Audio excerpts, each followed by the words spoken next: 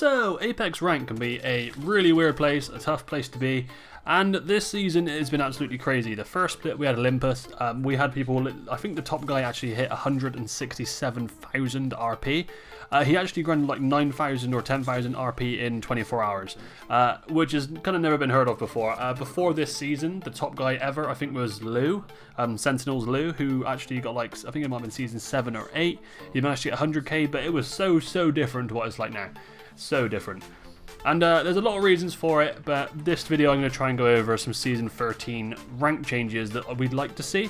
I've asked a few people around, I've played a lot of ranked, and yeah, I'm just going to try and talk about what I think would make it a lot better and what a lot of other people have said.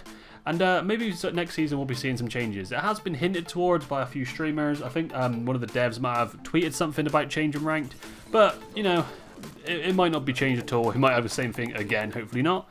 But yeah, let's get into some details. So starting off, I want to go over one thing. First of all, you can't get demoted on this game. If you're stuck in Platinum 4, Diamond 4, you can't go back down to the one below.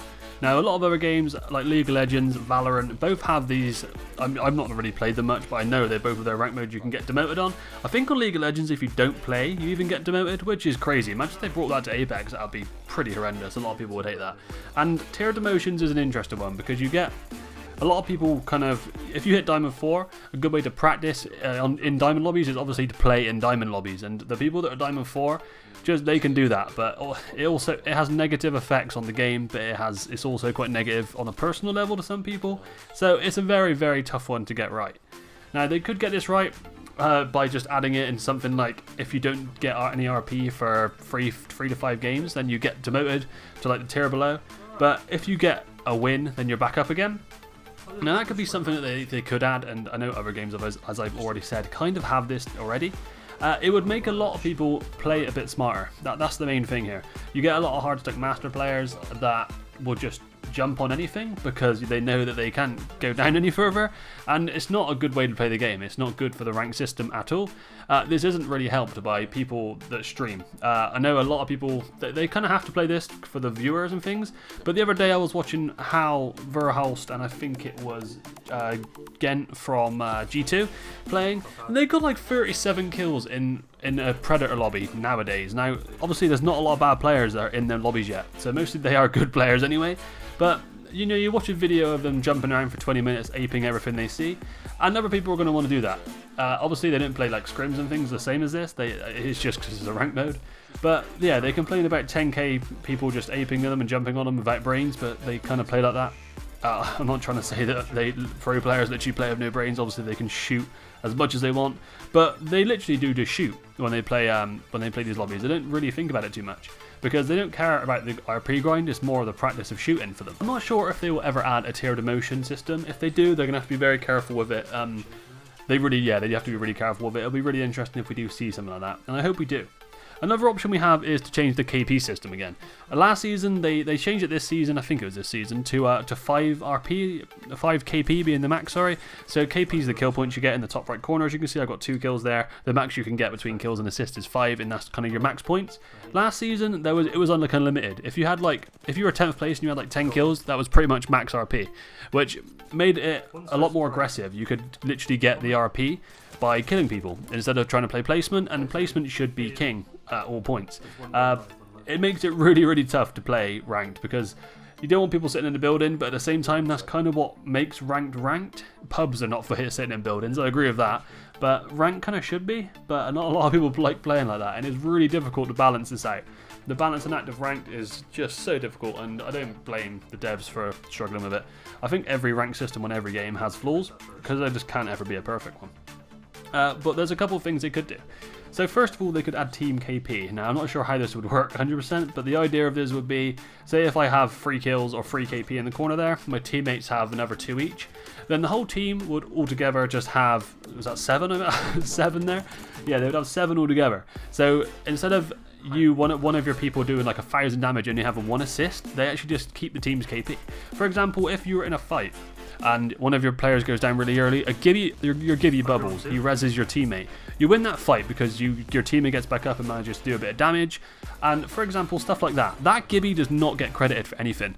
If he didn't shoot anyone, he just made a res, I mean, obviously he was a massive part of that fight, and they probably wouldn't have won it without him, but he gets no credit for it, and Team KP would make that a lot easier for a lot of people. So Team KP would also make the solo experience slightly better. But it's one of them things of where do you max it out, because Team KP would also make people just want to fight all the time, to be honest. And sometimes that's not healthy, but it is really good to watch. So it's a really tough one to balance once again. There's also the ALGS format, which is like what they play in competitive. If your team get a kill, then that's a point towards your whole overall points. So whatever your team do, you actually get credited for as well, even if you don't do it. And it is a team game, a very team-based game, because obviously, yeah, you're always in that team of 3. It's not like you can choose to be on your own anyway. So really, it should probably be team-based altogether, but it's just about balancing it once again, and it is a tough job. So another thing, Asu a little while back, I think it was towards the end of last split, he actually tweeted, he might have said something in the stream, but he said that if rank was just solo queue, it would be a lot better. And it made me think about this. Like, imagine if rank was just solo queue. I know a lot of people jump into rank with their friends and it's really good fun. And that's what you'd kind of be missing from this. But imagine if rank was solo queue. It would be so different and it would kind of reward the really good players more, I think. Because at the moment you obviously just get 3 stacks of pros. The top 100 pred people, or at least like 100-ish people, are probably pros at this point. They have to play a lot, they might as well play at the highest level to practice, and you don't blame them. But they always free stack, and they're obviously going to be at that level because they are pros. But the rank system kind of gets hurt by that, because all these master players that are trying to reach them higher tiers and try and head towards Predator are just constantly getting killed by pros. Now, it's not a bad thing, people actually quite like to fight against pros a lot of the time. But it's just a really weird thing to balance. I'm going to say balance as many times as I can in this video. It must be like 5 now. But yeah, that Asu one was interesting. Imagine if it was just solo queuing in ranked. How interesting that would be. I just don't know how I'd feel about that. But yeah, I don't think that'll ever come, so I won't worry too much. The game's too team-based for a solo mode to come in altogether. So another thing is the maps that we play on. Now every split, how Apex works is every season they come up with the idea of there's obviously 4 maps in the game, and 2 of them you get between 2 splits. This one it was Olympus, and it was Kings Canyon the second time. But what if they actually did like rotation of maps? So the thing is, they always do changes to a certain map and that has to be the map for that split, but that could be done in a few different ways. They actually, obviously pubs is like that, but pubs have rotations every like hour and a half, 2 hours. So you play a different map every now and again. What if they did the same kind of thing with ranked? But maybe it was like 6 hours or something, maybe 3 hours, I don't know. So there's 4 maps and you could change them every 3 hours and you'd get like a bigger ranked experience. And you get certain players that like playing on Kings Canyon ranked, they could jump on at that time. Obviously some people are going to jump on at the one time they can jump on and get the wrong map they don't want to play. That's going to be the downfall, but once again you could not build a perfect rank system, but I think if you had options of different maps, you actually get more people play it, because I bet there's a lot of players out there that are like, oh, it's Kings Canyon to split, I'm not going to bother. And I don't blame them. If you don't want to play a map, then don't play the game. It's up to you. But if they just decided to like split the maps up, it might be quite interesting just for the game and see what it does for a season. I mean, like, why not? You'd also get more. The pros actually would probably be quite happy with this. I even heard this idea from Nicewig, I think.